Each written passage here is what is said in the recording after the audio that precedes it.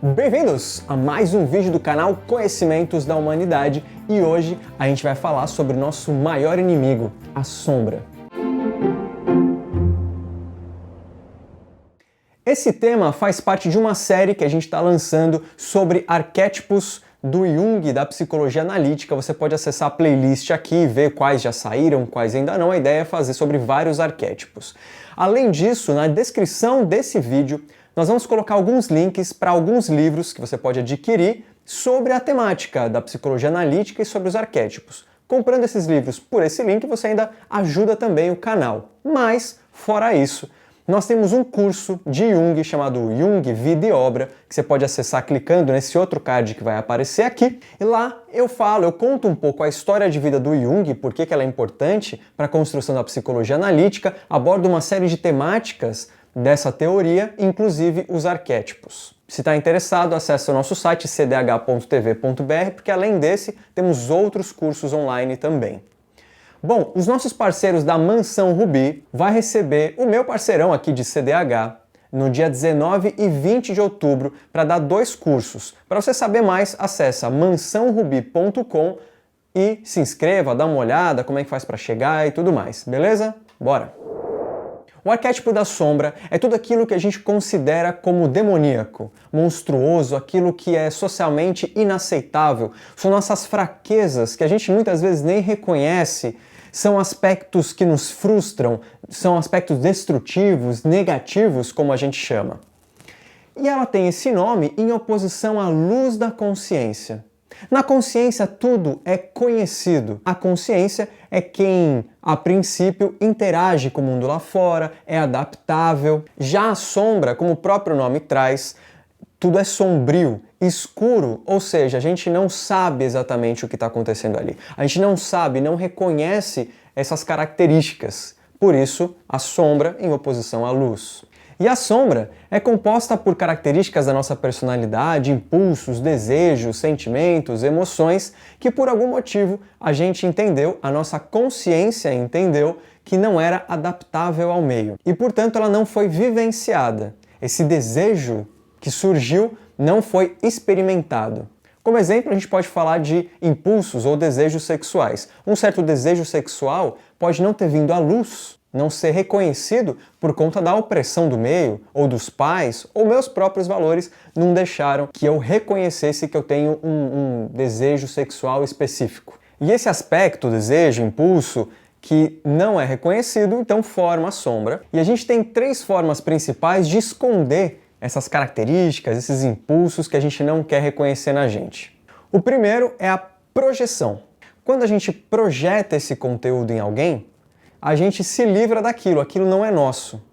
É um dos jeitos mais difíceis de lidar, porque uma vez que está no outro, não está comigo mesmo. Não, é o outro que é assim. Eu não sou assim não. Não adianta você falar que eu sou assim. É o outro. O segundo é a negação. É uma forma muito arcaica de lidar com a sombra. É simplesmente negar a existência daquele conteúdo. É muito fácil perceber nas crianças. Por exemplo, a criança está com medo do bicho-papão. Ela se cobre até a cabeça, fecha o olho e o problema foi embora.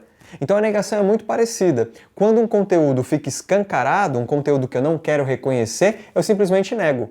Não, isso aqui não. Tem nada a ver. A terceira forma é a repressão, que é expulsar a qualquer custo aquele conteúdo da consciência. Ou nem deixar ela aí, simplesmente expulsar e deixar isso preso na sombra, no inconsciente. Então eu nem projeto, nem nego, eu simplesmente expulso. Eu não tenho contato com aquilo. E isso exige um esforço muito grande da nossa estrutura psíquica, porque nós temos a tendência, todos os seres humanos, todos nós, temos a tendência ao autoconhecimento. A nossa energia psíquica, ela tem um sentido, ela tem um fluxo para nos autoconhecer. Então esses conteúdos que estão no inconsciente, que estão presos ali, expulsos da consciência, eles querem vir à tona. Quando a sombra tem alguma similaridade com alguma situação da vida, ela vem com tudo. E aí nós temos as explosões emocionais, de raiva, de ciúme e tantas outras explosões de mais diversos tipos. Isso é um sinal muito claro de que é a sombra que está tomando conta, que está à frente na nossa consciência naquele momento. Mas logo ela é reprimida novamente para uma próxima expressão em algum momento. Eu vou contar uma situação única e vou dar exemplo de 3 formas que esses 3 diferentes mecanismos de defesa, que assim são chamados na psicologia, atuariam frente a essa situação. Um chefe vira para o funcionário e fala que o trabalho dele foi mal feito, que ele vai precisar refazer. Uma pessoa que não tenha um conteúdo escondido com relação a, por exemplo, a subestimação ou a um complexo de inferioridade, que não tenha uma questão como essa, vai olhar para o chefe e vai falar assim, ah, beleza, como eu fiz errado e como seria o certo? O que você está esperando de mim? Para eu, na próxima, acertar. No mecanismo de projeção, ela vai projetar os conteúdos dela no chefe.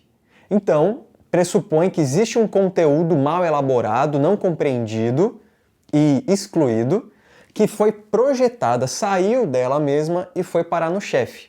Então, cada projeção vai ser diferente. Mas vamos supor que exista um complexo de inferioridade. Quando isso é jogado para o chefe vira autoritário. O chefe não explicou direito e agora está vindo com grosseria, não está olhando o meu trabalho como deveria. Eu fiz um trabalho tão bem feito, aí esse cara agora está olhando e falando que não está bom. O que mais que ele quer? Veja que eu já não estou mais no meu equilíbrio relativo. Um impulso de olhar para o outro e criticar está tomando conta de mim.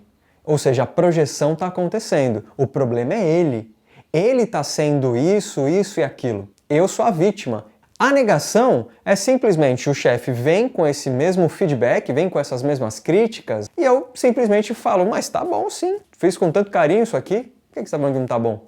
E no nosso terceiro mecanismo de defesa, na repressão, pode acontecer o seguinte, o chefe vem, faz essa crítica ao meu trabalho, eu seguro um sapo gigantesco aqui, não falo nada, tento ser político, chega a hora de dar embora, no elevador, ligo pra minha esposa, ligo pra alguém, ligo pra um amigo, de novo, aquele cara não fica satisfeito com nada. Olha a explosão emocional que eu tô tendo. Isso é claramente um conteúdo meu que tá reprimido e eu tô sendo tomado por esse conteúdo para tentar vir à consciência, porque na verdade isso é meu. Então cada pessoa, cada um desses aspectos que a gente não reconhece, foi construído ao longo de uma vida, de várias experiências, na infância, na adolescência e assim por diante, então ele é muito pessoal.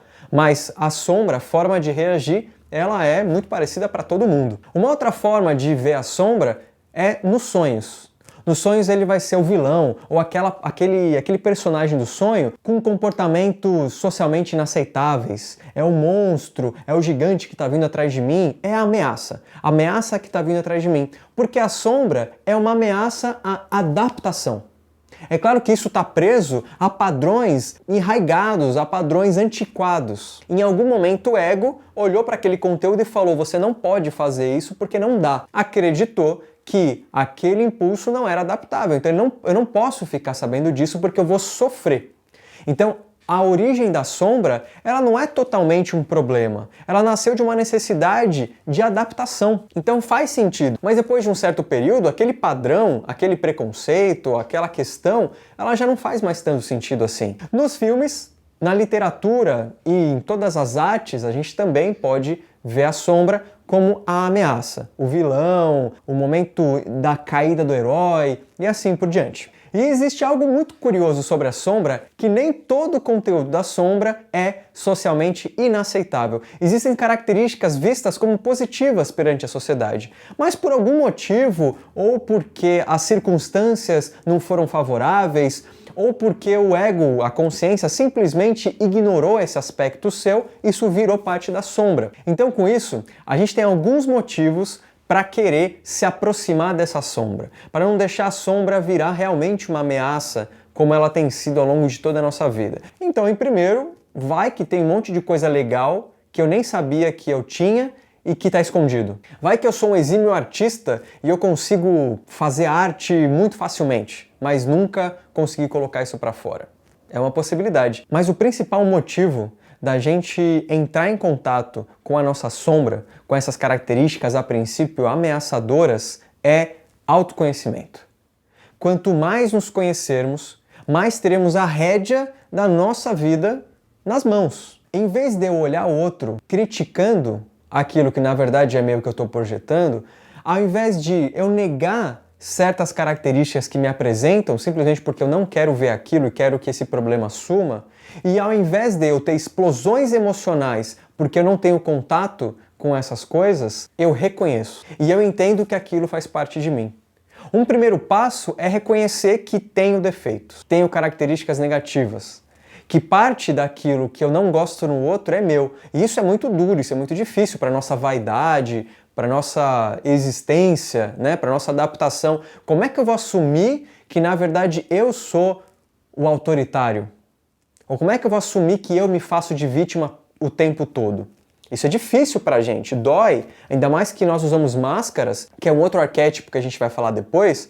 Como é que eu vou tirar essa máscara e me compreender como alguém com falhas? Na sociedade de hoje isso é extremamente difícil, mas é para isso que a gente tem que caminhar, para compreender. Porque eu tenho características não tão legais assim, como todo ser humano, e tenho características muito legais. Então as duas coisas precisam ser compreendidas. Então o primeiro passo é reconhecer que tem, deixar essas máscaras caírem e reconhecer o problema. Um segundo passo é, até de forma racional, prestar atenção nesses momentos para saber quais são, para identificar quais são essas sombras.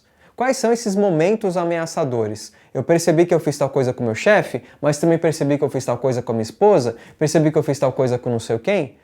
O momento que eu explodi, em que momento que eu explodi? Ou ainda, recebi um feedback de alguém e por que eu neguei de imediato? Por que eu falei, não, eu não sou assim? Ah, é porque aquele dia eu tava desse jeito. A gente vê muito isso em apresentações, de música, por exemplo. Nossa, eu acho que você aqui desafinou e tal. Aí a pessoa, mas eu também tava nervosa. É uma negação. Assume que você desafinou. Talvez não tenha sido porque você estava nervosa, mas sim porque você desafina. A partir do momento que você tem conhecimento disso, você vai atuar nisso aqui. E dessa forma, identificando as sombras, a gente, numa próxima vez, pode tentar agir diferente. Não de forma racional, de forma emocional. O chefe veio e criticou, qual que é o meu desejo? Ah, eu queria que tivesse melhor. Eu não queria ouvir crítica de você. Eu queria já entregar um negócio bom. Estou um pouco frustrado porque você teve que me dar o trabalho para refazer. Vou refazer, me fala como é que faz, mas confesso que eu estou um pouco frustrado pelo retrabalho. Veja a diferença. Estou reconhecendo meus sentimentos, não estou me colocando numa posição superior ou inferior, porque isso não importa. O que está acontecendo é eu identificar o que está acontecendo comigo, colocando para fora os meus sentimentos. Claro que nem toda emoção, sentimento, eu preciso colocar para fora, mas sentir, de qualquer maneira, vivenciar aquilo que a sombra está guardando, que era uma ameaça em algum momento, é excepcional. Existem vários motivos, para uma pessoa ser homofóbica. Vou até mudar, para uma pessoa ter raiva da homossexualidade. Uma delas é ela própria ter escondido dentro dela um impulso sexual que ela pode ter tido em algum momento da vida. Um desejo de se relacionar com uma pessoa do mesmo sexo. Isso pode nem ter acontecido mais, mas pode ser que em algum momento aconteceu. E isso era tão inadaptável, era tão proibido dentro dos valores, do contexto e etc., que ela guardou aquilo de tal maneira que sempre que ela vê um casal homossexual, ela explode. Ela quer bater, ela tem raiva, ela quer xingar, ela quer fazer alguma coisa, porque aquela situação evidencia nela um aspecto adormecido, um aspecto inconsciente que quer vir à consciência, porque a gente quer ser consciente da gente. Então aquilo ali representa algo aqui e imediatamente faz a sombra ter uma das reações. Ou eu projeto, ou eu explodo, ou eu nego. Então o exercício que eu proponho é vamos olhar as nossas projeções, negações e repressões para termos mais contato com quem a gente verdadeiramente é e poder expressar quem nós somos de fato. Um beijo para você e até a próxima.